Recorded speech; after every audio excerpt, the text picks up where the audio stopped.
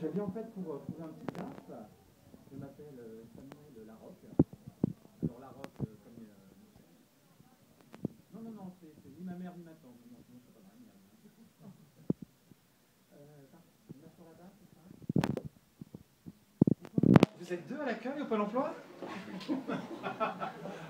Non, parce que autant de personnel pour si peu d'annonces, hein. Il y en a un qui prend le clavier et l'autre la souris, c'est ça? Oui, je vais m'asseoir, oui. Alors, juste une petite question encore, c'est pas pour vous embêter, mais alors le site du Pôle emploi, va falloir le changer quand même, hein. Non, parce que vous avez vu la tronche des gens sur le site de Pôle emploi? C'est pas au chômage là qu'ils vont sur Euro Disney, hein? Ah, je vous jure, hein. J'ai galéré pour arriver jusque-là. Je suis venu en Vélib. Alors le problème du Vélib, c'est quand tu le prends, un coup, il n'y a pas le guidon, il n'y a pas la chaîne, il n'y a pas les freins. Moi, forcément, il n'y avait pas la selle. Bah, c'est-à-dire que pour la... Oula. C'est-à-dire que pour la montée, enfin la selle et le vélo, c'était pas facile. Alors à un moment, il y avait un camionneur derrière moi. Il me dit, dis donc la pédale! Tu veux pas que je vienne t'aider à pousser ta merde? Bah, viens d'abord m'aider à pousser mon vélo, hein? Alors du coup, qu'est-ce que j'ai fait après? J'ai pris le métro, et pas n'importe quel métro. C'est un métro que vous connaissez tous, c'est la pire des lignes qui existe sur le réseau RATP, la ligne 13. La ligne de la malédiction. Une horreur ce métro.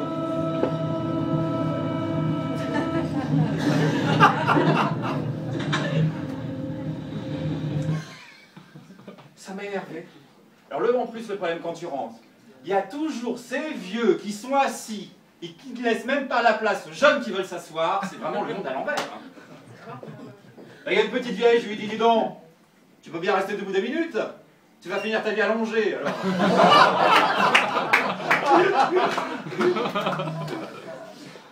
Et puis l'odeur dans le métro, oh, t'as l'impression d'être dans le collant d'une femme. Oh, ça sent la pisse, la merde et puis en même temps. Oh.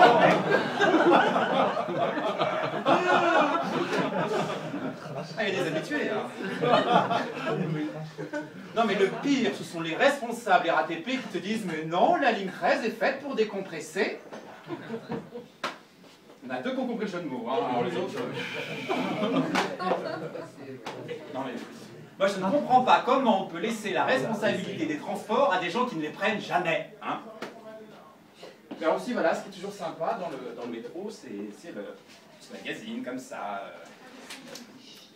La crise, encore la crise. Bon, enfin, la crise, elle n'est pas pour tout le monde, hein. Je suis désolé, mais...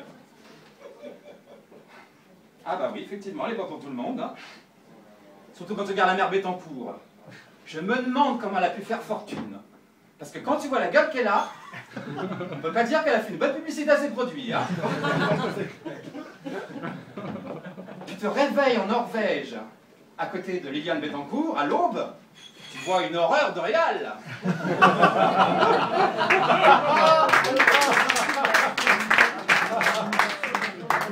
Et après, de quoi ils nous parlent? Ah oui, les retraites. Oh là là. Ils veulent qu'on travaille plus longtemps, sous prétexte qu'on vit plus longtemps. Certes, on vit plus longtemps, mais alors dans quel état?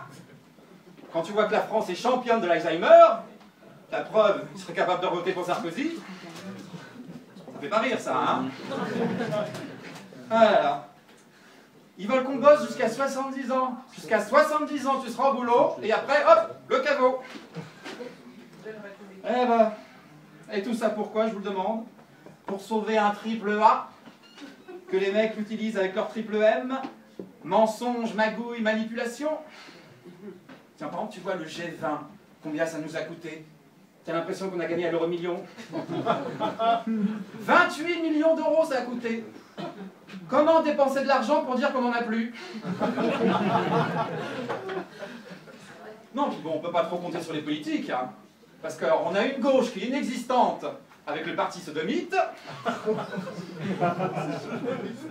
et de l'autre, une droite oppressante avec l'union des mallettes pleines. Alors bien sûr, en plus, eux, quand tu les entends, ils ne peuvent pas financer 60 000 postes dans l'enseignement, mais ils peuvent faire 300 000 postes dans les prisons. Et même Victor Hugo, qui était le Desca de l'époque, parce que c'est lui qui sautait la bonne, il disait « ouvrez des écoles, vous fermerez des prisons ». L'autre, il fait tout le contraire. Il faut voir aussi ce qu'ils nous sortent comme boulettes. Hein. J'ai noté toutes les boulettes qui nous ont sorties ces dernières années, les politiques, alors franchement, il y a de quoi se marrer. Hein. Accrochez-vous. Jean-François Copé. Nous sommes le parti des droits et des devoirs. Ah oui, eux ont tous les droits, nous tous les devoirs. Bayrou. Je vous le promets, nous aurons d'autres victoires. Les promesses n'engagent que ceux qui les tiennent. Hein. Il y a un gars. Villepin. Quelque chose s'est levé au fil des mois qui ne s'arrêtera pas de grandir. On appelle ça les taxes, monsieur Villepin. Ségolène Royal. J'ai inspiré Obama et ses équipes m'ont copié. Ouais, mais eux, ils ont gagné. Hein. Sarkozy. Je suis pour la lutte contre la fraude. Attends, c'est comme si Le Pen te disait qu'elle luttait contre le racisme. Estrosi. Français ou voyou, il faut choisir. On sait que les hommes politiques, ça fait longtemps qu'ils ont choisi de être français. Hein. Claude Guéant. Ah, il me fait peur, lui, Claude Guéant. Guéant dirait Hitler. Les lunettes en plus, la moustache en moins. Qu'est-ce qu'il nous sort, lui? Ah oui. Les écoutes du Monde, c'est un fantasme. Les écoutes sur le Blackberry de Desca, un fantasme. Enfin, j'ose pas imaginer ce qu'a fait Claude Guéant avec son téléphone. Hein. Sarkozy-Le Pen. La France, on l'aime, on la quitte. Si vraiment vous avez aimé la France, depuis longtemps, ils l'auraient quittée. Hein. Barouin. La gauche est entrée au pouvoir par effraction en 97. Autant dire que la droite est arrivée en 2007 comme un viol sans lubrifiant. Hein. Ouais, je les écœurais, mais il y en a comme ça. François Hollande, alors là c'est le meilleur. Lang avait toutes les qualités pour être président. Je l'ai chaudement encouragé à se retirer. On ne veut pas savoir plus. Hein. Non mais finalement, en fait, les hommes politiques, c'est un peu comme les homosexuels. Ça te fait gober tout et n'importe quoi. Et plus c'est gros, plus ça passe. Non mais ça promet pour 2012. Hein. Tiens, d'ailleurs, j'en ai une bonne. C'est un sketch futuriste. Bon. C'est un petit vieux qui est comme ça, assis sur un banc, en face de l'Élysée. Il voit un gars républicain en face, il va le voir. Monsieur, excusez-moi, je voudrais visiter l'Élysée et voir le président Nicolas Sarkozy. Alors le gars républicain lui dit je suis désolé monsieur, Nicolas Sarkozy n'est plus président de la République, il n'habite plus ici. Et le petit vieux s'en va. Et il revient un deuxième jour, un troisième jour. Monsieur, excusez-moi, je voudrais voir Nicolas Sarkozy et pouvoir visiter l'Élysée. Le gars républicain, il s'est abonné au gâteau. Il dit, écoutez monsieur, ça fait 3 jours que vous venez, ça fait 3 jours que je vous dis que le président Nicolas Sarkozy n'est plus président et qu'il n'habite plus l'Élysée. Y a-t-il quelque chose que vous ne comprenez pas dans ce que je dis? Si, mais ça me fait tellement plaisir de l'entendre dire. Et là, le gars républicain lui répond, alors à demain monsieur.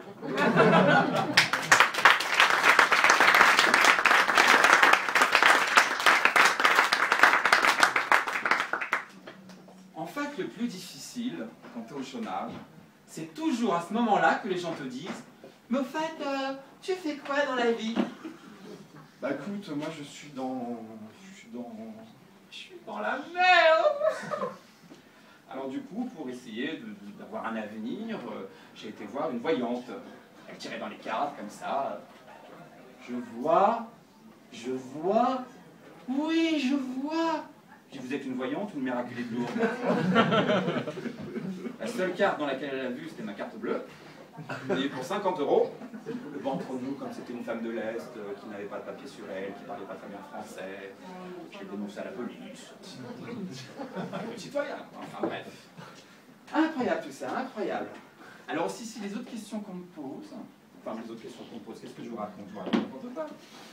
C'est quoi déjà? Ah oui. C'est que pour m'en sortir, j'ai fait des films, si je peux dire ça comme devant vous, des films des films à texte. D'ailleurs, il y en a un qui est sorti au cinéma, que tout le monde a vu, c'était Les Saucisses. Et on m'a dit, mais comment tu as fait pour être recruté? Je dis, c'est grâce à la taille de mes yeux. Parce qu'il paraît qu'elle est relative à la taille du sexe. Et alors, pour la circonférence, on m'a dit, c'est très simple, tu rejoins ton pouce, ton index. Alors, allez-y, messieurs, faites-le. Il y en a si peu que ça ou Allez-y, messieurs, n'ayez pas peur, levez la main. Effectivement, il y en a qui doivent se faire chier. Hein. Ah non, parce que moi, quand j'y suis allé, je leur ai fait comme ça. Oh, j'ai été pris direct. Ça vous fait rire, vous? Alors après, j'ai été pris, ah oui, dans une émission de télé-réalité. J'ai fait la chèvre à Koh Lanta.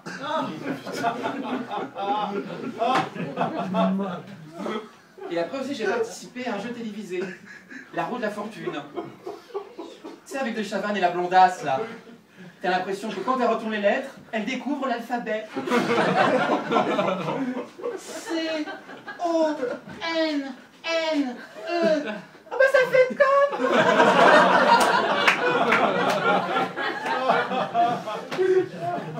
Ça, c'est sûr que le jour où ils ont fait tourner le manège de l'intelligence, elle n'a pas tiré la queue du Mickey, hein. Elle va me retourner à l'école. Tiens, en parlant d'école, je vous en parle, parce que juste avant d'être au chômage, j'étais médiateur. Médiateur dans un lycée. La catastrophe. Parce que, alors, en fait, le médiateur, alors c'est celui qui écoute le problème des élèves, des enseignants, des familles, des collègues. Alors, c'est toi qu'on a le problème, quoi. Ah oui, le problème, c'est qu'on est dans une société qui ne veut plus écouter ou parler à qui que ce soit. Alors forcément, on envoie des médiateurs au casse-pipe. Et j'aurais préféré en tailler plutôt d'en casser. Toute la journée, je suis avec une feuille d'appel d'élèves et ma petite touchette. Bip, bip, bip. Forcément, t'as les élèves qui passent. Moi, je suis la caissière.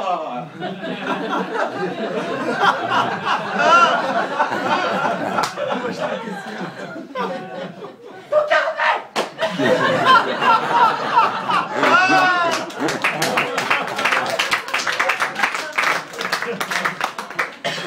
Non mais vous savez, c'est difficile hein, avec cette nouvelle génération là, la génération Secret Story. Ils ne font rien, mais ils veulent tout. Bah, le problème, c'est que déjà à 5 ans, leurs parents leur donnaient un téléphone portable. Mais ils avaient qui dans leur répertoire? Dora l'exploratrice. Hein? Parce que je vous rappelle ce que nous, on a eu comme portable à l'époque. Le téléphone Fisher-Price.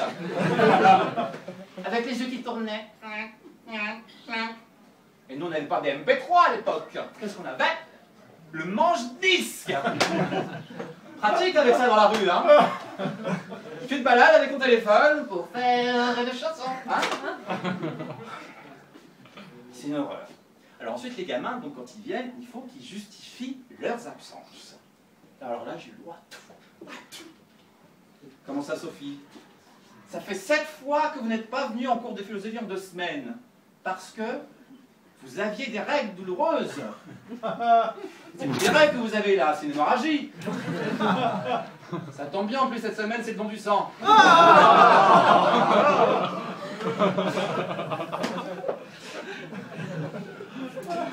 Bernard, pourquoi vous n'êtes pas venu? Bloqué dans l'ascenseur. Vous pouvez me rappeler où c'est que vous habitez? Rez-de-chaussée. Ah, vous êtes fort. Et vous, François, pourquoi vous n'êtes pas venu? Ah, c'est original, ça. Mal à l'anus. C'est un problème que j'ai connu, hein. Mais enfin, c'est dommage quand même d'avoir raté les cours de français, hein. Le sujet, c'était profondeur des sentiments. Non, mais en plus, là, vous croyez que tous les trois que je vais vous croire. Mais croyez-moi qu'au concours du plus con, ça va être difficile de vous départager, hein. Bon, on les engueule, mais des fois, on les aide aussi un petit peu. Dans leurs devoirs. On essaye. Parce que tu vois le niveau de culture générale. Non, Sophia, Jean Moulin, ce n'est pas le père de Jean Moule II.